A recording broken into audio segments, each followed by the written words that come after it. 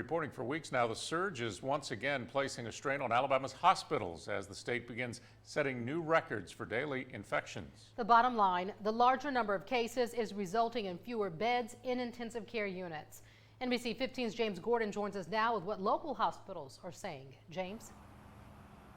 Well, Greg and Kim, all the hospitals in Alabama are concerned because they've all seen a spike. Now, all the ICU beds in Baldwin County are full, and COVID isn't the only reason, but it is the driving factor.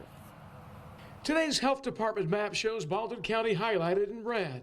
That means we are at a very high risk as the number of positive cases continues to go up, and most of who are hospitalized have been elderly.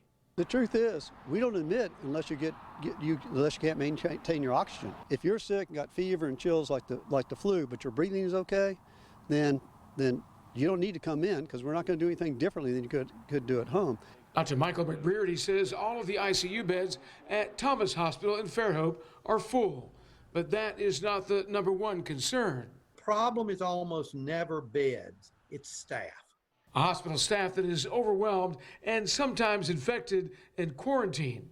Dr. Don Williamson, head of the Alabama Hospital Association, says right now state hospitals are in an escalating phase, and the upcoming holidays may make things worse. So I think we will certainly, by sometime in mid-December, exceed our previous hospitalization highs, where we've had over 1,600 in hospital in July. If the numbers of COVID cases continues to spike and hospital staff is overwhelmed, other hospital care like elective procedures could be affected. Between now and the middle of January, we are going to have a very bleak period because COVID case numbers are going to rise and we're going to stress to the maximum.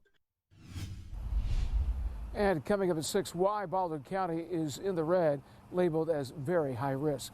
That's coming up at 6. For now, we're live in Baldwin County. James Gordon, NBC 15 News.